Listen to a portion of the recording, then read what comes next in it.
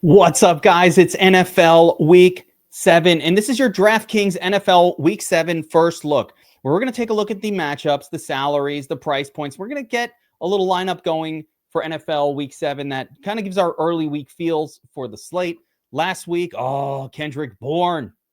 Let's go. Rico Dowdle right off this video. So we were on some really, really strong plays in Week 6. Let's see if we could keep it going here in NFL Week 7, and I'm just going to jump right into it this time. Let's take a look at the game tiles and see which games stand out. We're going to talk a little bit about each team and what's been going on, and then we'll get into the player pool. So first up on the screen, we got the Panthers. The Panthers at the Jets, 42.5 point total. And guys, this is so crazy, but as bad as the Jets were last week in London and as horrific as Justin Fields was not just last week, but this season, do we have to pay attention to them here? Maybe a little bit. It looks like Garrett Wilson will be out, which will, I guess, make things a little bit tighter there. But I'm kind of interested primarily in Breece Hall in that game, just because something's got to give, right? At home, close spread. Flip side on the Panthers, certainly, Rico Dowdle, if he remains the starter, should be a strong play in that one. Here we got next up, the Dolphins at the Browns, 40.5 pointer. This was pretty gross. Dolphins on the road. Browns pretty good defense. This does not stand out to me at all. That's an avoid outside of maybe Quinshon Judkins, or maybe Browns defense comes into play here.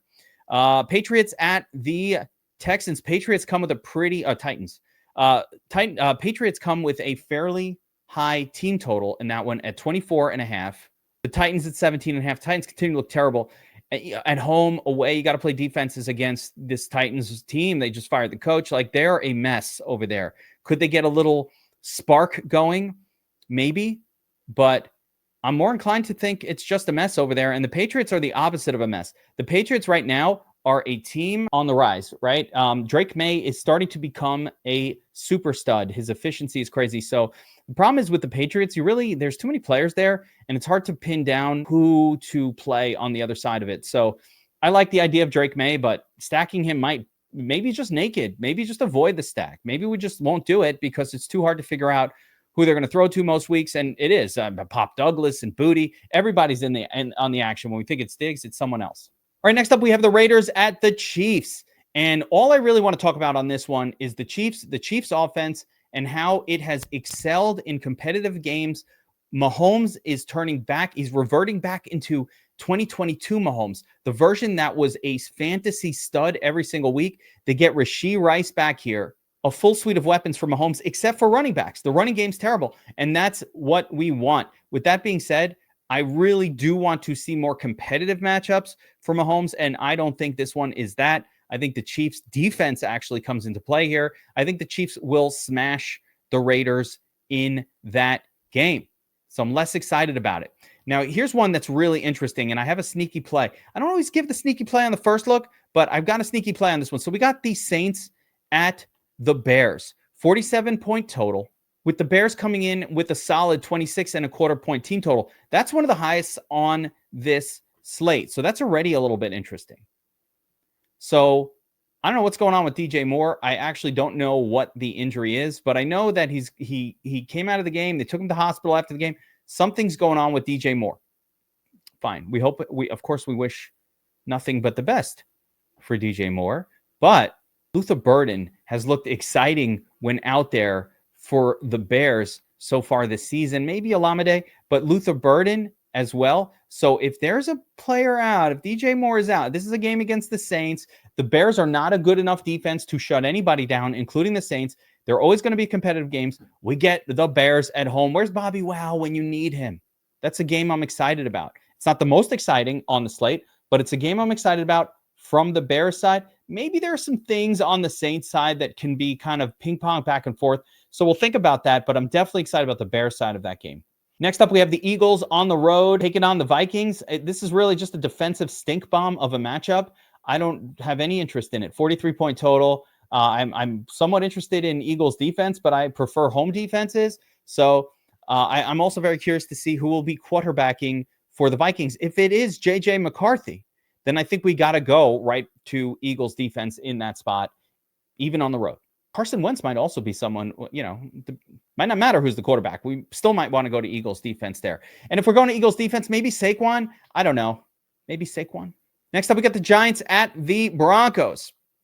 Man, dart. The era of the dart has begun. Let's not confuse ourselves. The kid has already arrived in my mind. He is no joke. Can he get it done on the road at the Broncos against a brutal matchup? And it's not this is the same team that held Justin Fields to -10 passing yards last week. Like, this is a tough Broncos defense at home. Giants, still a young quarterback. I'm going to blow your mind right here. I think you can play Broncos defense. As much as I love Scattaboo and as much as I love the whole thing that the Giants have going on, and we're going to be all over it for the rest of the season, Wandy, Robinson, all that good stuff. We got who the hell was it? Little Jordan Humphreys or one of the little guys in there stepping up as well for the Giants. So there's a lot of things I like what's going on with the Giants right now, but this is a tough spot for a rookie on the road at Denver. I think I'm going to avoid it for this week, and we'll get back to them next week. That fair? Thank you. All right. Next up, Colts at the Chargers. This is a fun game this week. Chargers at home. I do think they're going to get Quentin Johnston back, but they don't have a running game on that team. Nothing crazy. I mean, Kamani Vidal got it done. We'll take a look at what happened with the running backs here as we go through the player pool. But, it's the Chargers at home. You got the Colts who've been super hot. I love both sides of this one. This is a game to target. It's not the game of the week. It's almost the game of the week. But realistically, there is one to rule over the others this week. The ultimate game. The best. So let's get into the game of the week here. And of course, it's the Commanders at Dallas. 54.5-point team total.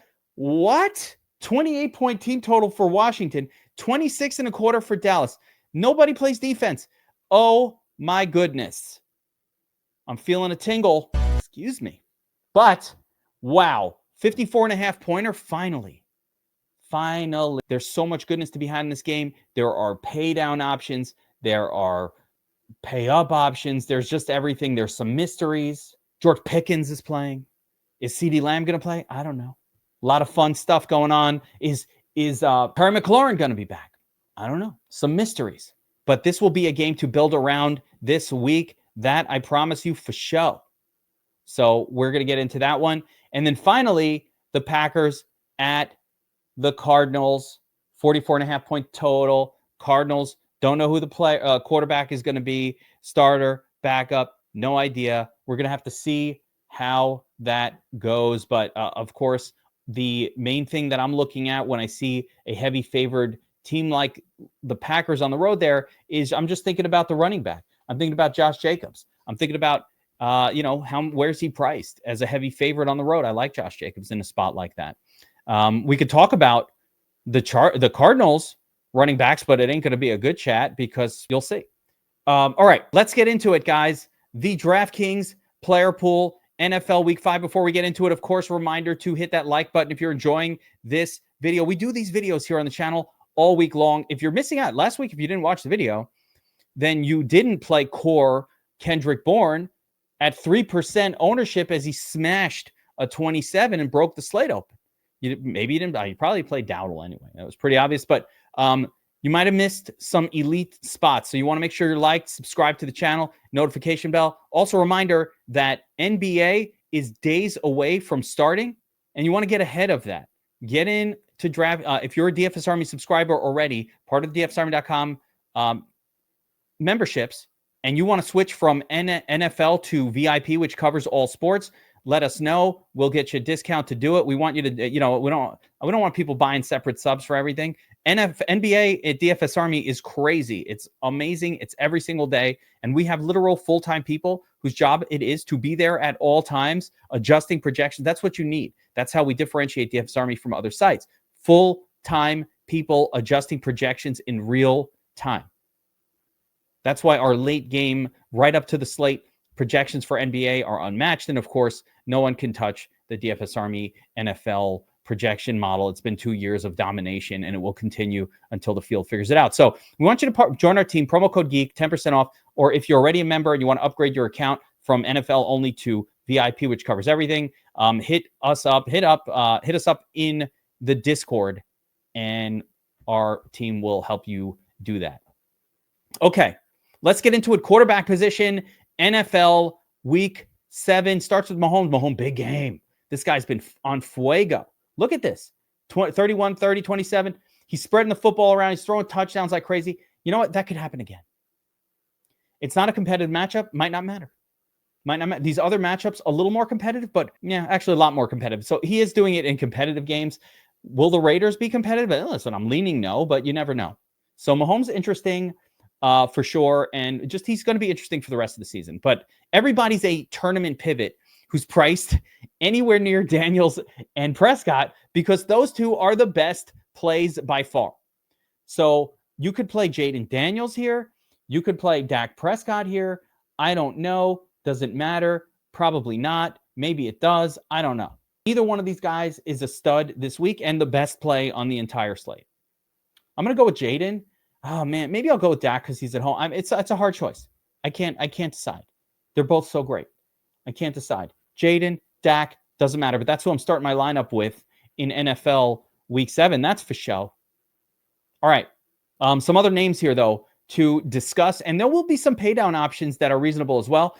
So, I mean, Herbert, again, hasn't got it done. This is a much more competitive matchup than what we've seen. They don't have a running game. I do think Herbert comes into play again. He will absolutely be in my single entry and tournament mix this week. I don't think I'll get past Jaden Daniels in cash or Dak. It's probably going to be Jaden, but could be Dak. But I don't think I'm getting past those guys in cash games. But in tournaments, sure, why not? You never know what happens. Yeah, Justin Herbert, acceptable, but very mid for a guy who's regularly high owned in these contests. Very mid returns, even in high scoring games. I don't know how he manages not to put up that many points, but he does. So this is very much GPP single entry situation. Drake May, same thing. It's not a competitive matchup. I don't really see them pushing him. I don't see this as the spot for Drake May. I see this as a spot for Patriots defense. So that's probably what I'll do with it. Jolo has been having an acceptably better season than what he had last year. That's for sure. But again, non-competitive, probably matchup, very much screams Josh Jacobs. This is not the spot, I don't think, to pay up for Jolo. Danny Dimes, aka Indiana Jones here. He's getting it done as well. You know, I've been saying this on this breakdown week after week. The Colts are a really good team. So it's just going to come down to, is Jonathan Taylor dominating the game, or is somebody else doing some work, right? So last week it was a super competitive matchup. We got a little acceptably good game from Jones, but still not what I'm looking for. I'm looking for 20 plus. I'm looking for more than 30, 40, 50 rushing yards. We're not seeing it there. So Jones so far seems to be settling in as a quality quarterback option, but with muted ceiling most weeks, primarily because Jonathan Taylor is in there absorbing so much of the scoring and because the Colts defense has been pretty good. So until we get these games where Jones starts scrambling around, we're probably not going to see those 30 plus scores. It is what it is. Caleb Williams, on the other hand, I do like this situation. Caleb at home against the Saints. They don't hold back with Caleb. This is not a team that tends to want to lean heavy on the run. That doesn't mean that Swift, for example, can't have a quality game here as well. He could, but they don't tend to want to lean heavy on that. I don't know that this game sets up as a 30-point situation for Caleb, but it's not far from that. It could get there. Even last week, if the refs just don't steal the touchdown from Odunze in that game, he's probably put up like a 25 on the road in a tough matchup. So a 26 he would have gotten in a tough road matchup. One thing I did not like, and I've not liked from him over the last few weeks, has been sort of a lack of rushing yards. He is scrambling a lot, but he's not doing the scrambles for yardage that he was doing early in the season. That could change here, but it is concerning. Still, I do like Caleb as also a single entry sort of pivot off of what will be much more popular Dak Prescott and Jaden Daniels area. Oh, Justin Fields. What to do? Justin Fields had maybe one of the worst quarterback performances this side of, Browning earlier this season for the Bengals. This is just horrific. It's disgusting to watch. It's sickening. I was going to burn the Jets poster that's going on. I'm going to. You know what? We'll have a burning ceremony. I'm sick of it. I'm tired of it. Done. I'm done. If you have Fields in Dynasty, I suggest selling him before it's too late. He's not good. I don't even know if it's him being bad or if the Jets are a franchise that's so poison that any quarterback that shows up here is automatically going to look terrible. One or the other. Either way, this is the Panthers. The Panthers are not that good of a defense. The Panthers probably good enough offense to score on the Jets. I don't know. I'm not doing. I'm over it. I'm over it. Done. I don't know what I'm doing with Fields this week, but I do know that I don't mind Breece Hall in that spot. Fields is going to have a tougher time without Garrett Wilson. Who's he throwing to? That's another big concern. Without a actual star wide receiver, Fields basically will be relegated to having to run in touchdowns in order to put up a big number. I don't like his chances of that. I think you can get it. I think you can get all the goodness out of Breece Hall. And we might want to consider, not Lazard, but Mason Taylor in that spot. All right, let's take a look at the running back position now for NFL Week 7. And starts at the top here with Jonathan Taylor, who's had a really good year. I mean, a really great year, right? Another big game last week, 26.7 fantasy points for Taylor. This guy is as good as it gets. So certainly a good play here. Very playable, 8,800. Nothing to worry about there. Achane also, big week slate breaker for Achane. That was kind of in the cards. It didn't shock me. This is a much tougher matchup. Miami on the road against a really tip-top defense with the Browns. I'm not into it. I think Achane can shine in any situation, but he is priced up to the point where even like the greatest games are not good enough, basically, or not quite 8, 16, 25, 32. We're talking about a 32-pointer that he would need against Cleveland. I just don't see it needed. It could happen, but I don't see it like likely to happen. It's not a good matchup. So I'm going to avoid that one, I think, this week. Josh Jacobs, on the other hand, this is a great spot. And he's also been spectacular. 32 points, 31 the week before, 31.7, 32. This guy just keeps putting up numbers. Jacobs. And it's another Jacobs game. Heavy favorite against a bad defense. The Packers have shown they're going to lean on the run. So this is a perfectly good play to me. Saquon Barkley, not a good season so far. Where's the ceiling, Saquon? Does not justify the $7,700 price tag at all, averaging 14.9 fantasy points per game. That should be priced at $6K at the most. So we're paying for reputation. He hasn't done it. This is a spot where he could get it done and should get it done. Will it happen? I don't know. But we'll find out, I guess. But, I think he's a good play. But like I said, tournament mix at this point until he shows that ceiling. But, he has it. It's still Saquon. Nothing has changed. The team offense is a little bit off. But again, this spot, you could not ask for a better scenario. You could ask. You could be at home, and there's other things going on. But for the most part, the Vikings defense is not good against the run, and you can run on them. Janty, tough matchup at KC. Could still get it done, but again, not in love with it. Rico Dowdle, the hero of the past few weeks. Can he keep it going? Is Chuba Hubbard coming back? I don't know. But I will tell you this, Jets defense, not very good. Not very good this year. They'll be better at home than on the road, but I don't see Dowdle. I hate to say it. I don't really see this spot being one of those where Dowdle can pop off for another 40-pointer. And now that he's priced all the way up at 8K, 7,800, that's a 7K, 720. We're looking for about a 25 plus. He could get there. 25, 26-pointer can still do it, but less likely to. I think we could go right back to Javonte off of the dud. Just a terrible game, right? But was it really that bad? He still got everything you wanted. 8 targets, 5 receptions. He was very involved in the game plan. All of that good stuff. He just did not do much. And maybe the Panthers defense played good that game. Every now and again, the Panthers just play quality defense. They might actually be better than we thought. It's something to consider. Let's keep going. Breece Hall. It's going to be hard not to want to play Breece Hall. I don't think the Jets have anything else. He might still not get. They might be so bad. This guy got 22 carries last week. They didn't throw to him, but he got a ton of work. They're going to do that again. I just think we're going to see that. We're going to get massive volume against the Panthers at home on a Jets team. The problem is, again, the Jets team can't score, and that tends to produce poor quality scores for running backs, but I am trying it. I'm going back for the pain one more time. Ja'Cory Krosky Merritt. He looked good and bad at times on Monday night for Washington. They don't really have a lot of competition for touches. Chris Rodriguez did play. I'm sure he'll be fine. So he'll be back in the game. They don't have a ton of, but he's out of the game.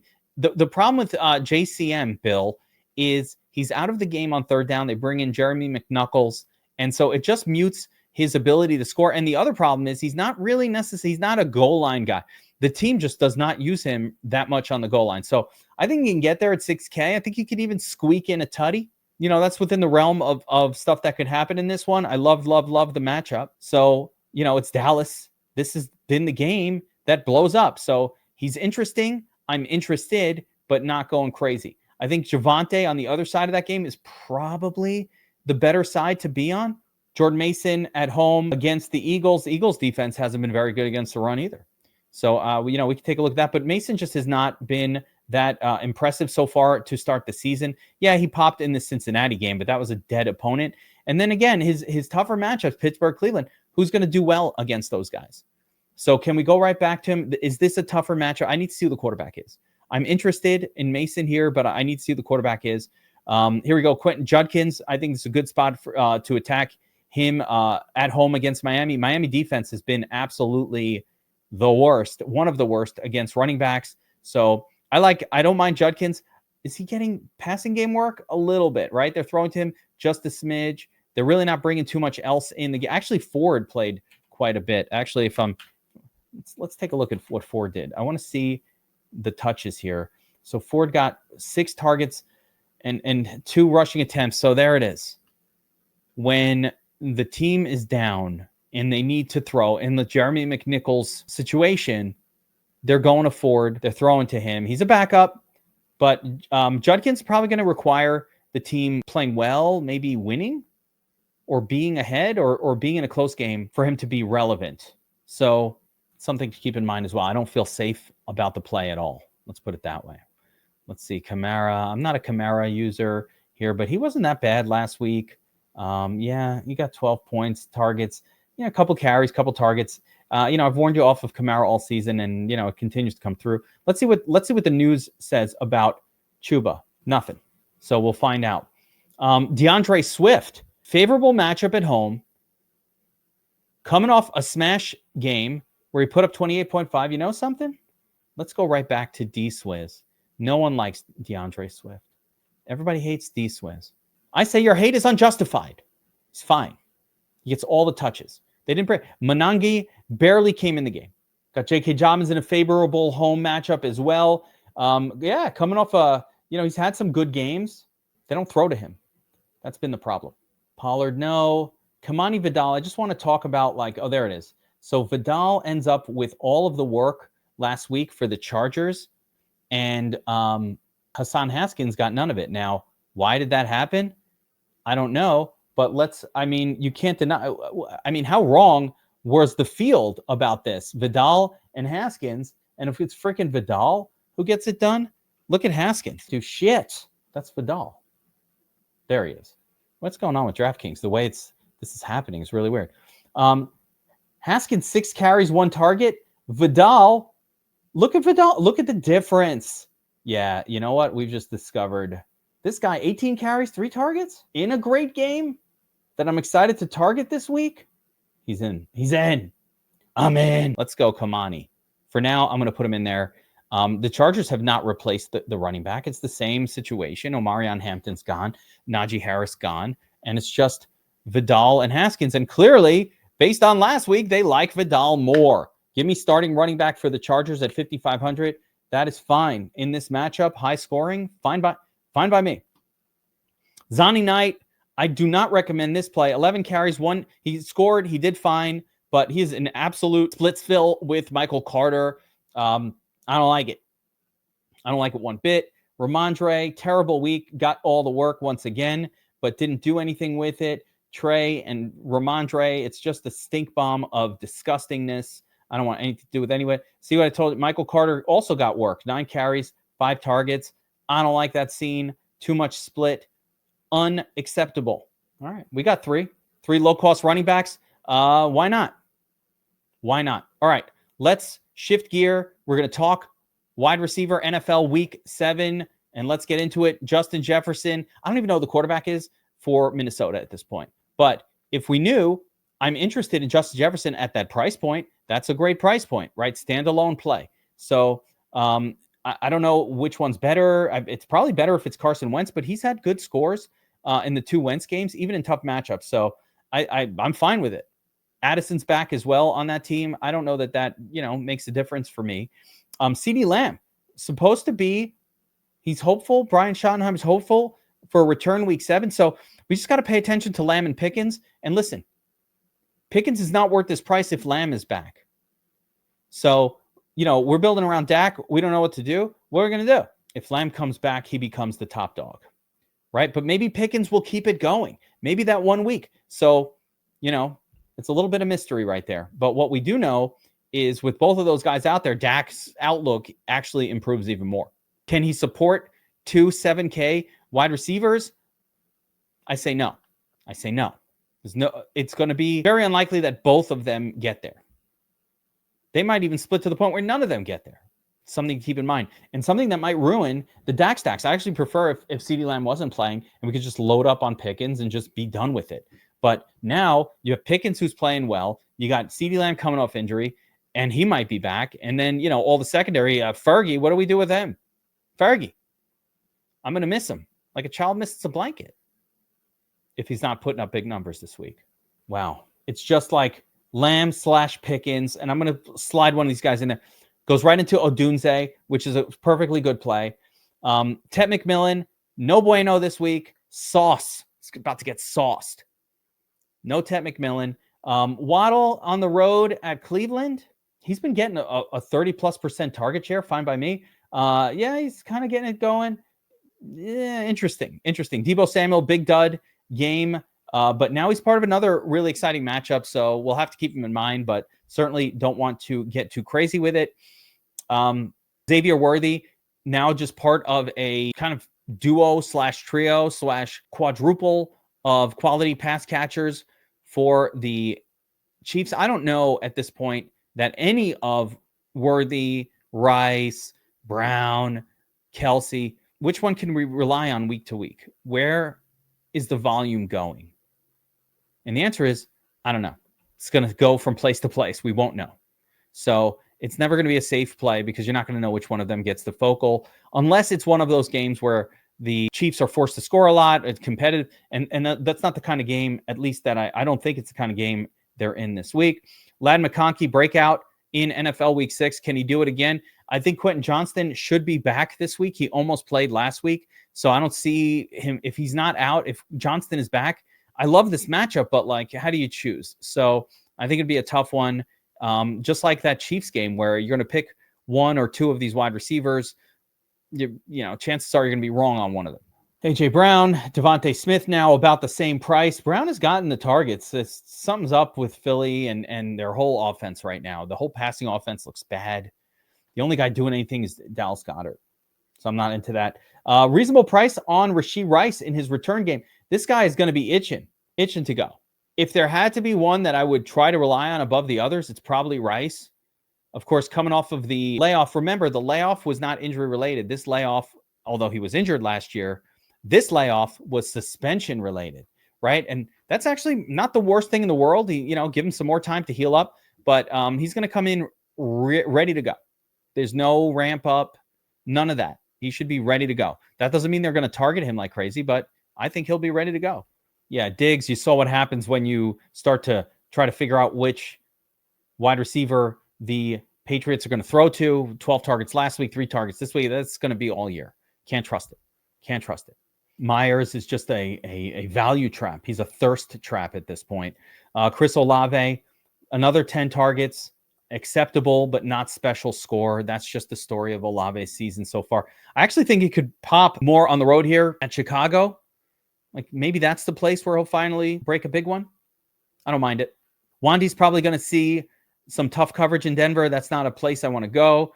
Trey Tucker continues to be the more exciting wide receiver between him and Jacoby Myers. How about that? Michael Pittman's playable here. Another dud last week, but he's playable there. I think Addison always playable whenever he's kind of in there. He seems to put up good numbers. I actually think Jordan Addison is somebody I don't even mind sliding into my lineups here. I think that game against the Eagles will be competitive enough. They're going to have to keep throwing.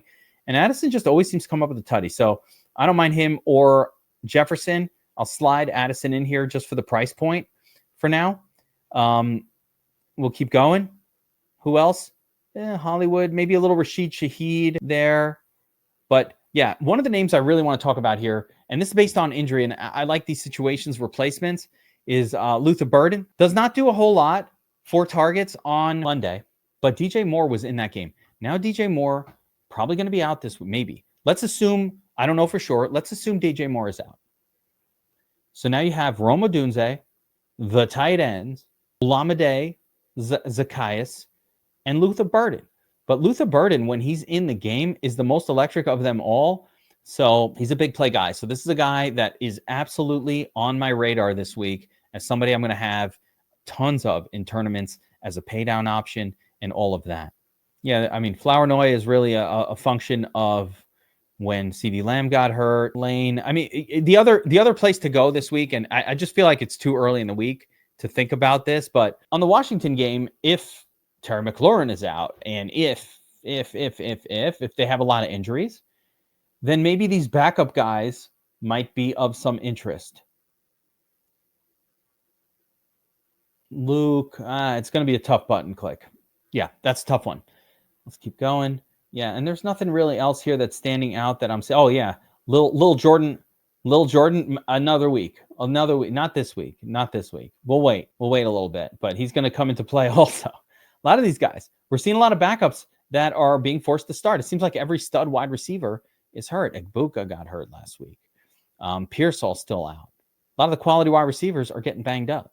So we're seeing these backup players come into play. All right, let's talk about defense. NFL Week 7. The top, they have the Chiefs here. All right, I mean, probably wouldn't be my top choice, but yeah, Chiefs at home against anybody is good. Chiefs at home against the Raiders is quite good, a really good spot. Packers against possible Arizona with a backup quarterback in there. That's also really good. Broncos against the rookie quarterback. Dart, acceptable as well. I like the Patriots very much. Actually, let's, everybody against Tennessee, always got to play them. No. Eagles, no. Chicago, maybe, right? Browns, maybe at 3K. That's not too bad. Miami, maybe at this price as well, 2,700, acceptable. Vikings playable against an Eagles team that just seems to be imploding. I guess Jets and Panthers would both also be playable. I probably prefer the Panthers. As a matter of fact, for the primary paydown option, based on what I'm seeing here, I'm going with the Panthers because we know the Jets stink. Even against Breece Hall, like the Jets stink. So if I need to pay all the way down to 2,500, fine. How much does that leave? 5,300. But if I'm paying up at defense, yeah, I think Patriots are fine. Broncos, Chiefs, all of these spots look pretty good. But I'll just slide the Panthers in here just to have a cheap defense on file. And then, yeah, final spot. Can do a lot of different things here with it. Kind of like Dallas Goedert. He's been the man with, 11, 9. I mean, these targets are crazy. Got to keep going back to that. Waller, 80% route participation last week. Can go right back. Even though he didn't do much with it, he was out there on the field running routes the whole time. Of course, Zach Ertz. Are you kidding me? This guy just keeps getting it done. If those wide receivers remain out, I think we go right back to Ertz as well. Mayer I like, but not in this spot. Mason Taylor is playable, but I think, for the purpose of this lineup, I don't see any reason why we need to go beyond like a Tyler Warren. We already like that game and that matchup as well. Guys, that's your first look for DraftKings NFL Week 7. We'll be back all week here on the DFS Summer YouTube channel. Tournament tactics, showdown breakdowns, all the stuff you like. Just make sure you're subscribed to the channel. Hit that notification bell as well so you know when we're going live with some of these videos. Guys, if you want to check out DFS Army, we want you on the team. Come give it a try. Promo code GEEK, 10% off. And if you're already on the team, but you want to add NBA right around the corner, you just let us know in the Discord, hit us up, and we will show you how to adjust your account and upgrade from NFL only to full VIP where it covers all the different sports. Good luck this week, everybody. Helmets up.